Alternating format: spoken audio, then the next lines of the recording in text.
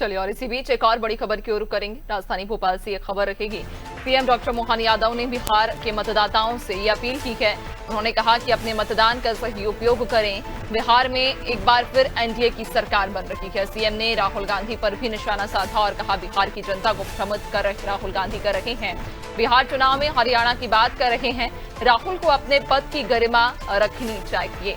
CM doctor Mohan Yadav ने बिहार के मतदाताओं से अपील की। उन्होंने एक बयान जारी किया जिसमें उन्होंने मतदाताओं से ये अपील की है कि अपने मतदान का सही उपयोग करें और उन्होंने ये आश्वासित होकर कहा कि बिहार में फिर से एनडीए की सरकार बन रही है। साथ ही साथ राहुल गांधी पर भी निशाना साधा है और ये कहा है कि बिहार की जनता को राहुल भ्रमित कर रहे हैं। बिहार चुनाव में हरियाणा की बात कर रहे हैं। राहुल को अपने पद की गरिमा बनाए रखनी चाहिए। बिहार के इस मतदान के इस अवसर पर मेरी अपनी ओर से सभी मतदाता भाइयों बहनों से अपील है कि वो अपने मताधिकार का सही से उपयोग करें और कुल मिलाकर लोकतंत्र के इस महायज्ञ में अपनी आहुति दे।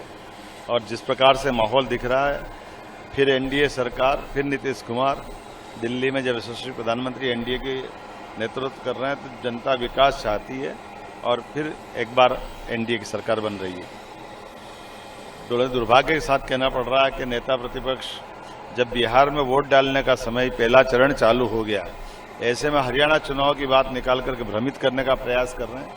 उनकी ये बात किसी के गले उतर भी नहीं रही है।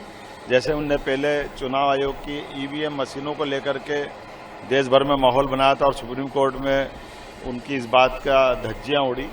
मैं उम्मीद करता हूं कि वो अपनी गरिमा का ध्यान रखें। बिहार के इस मतदान के इस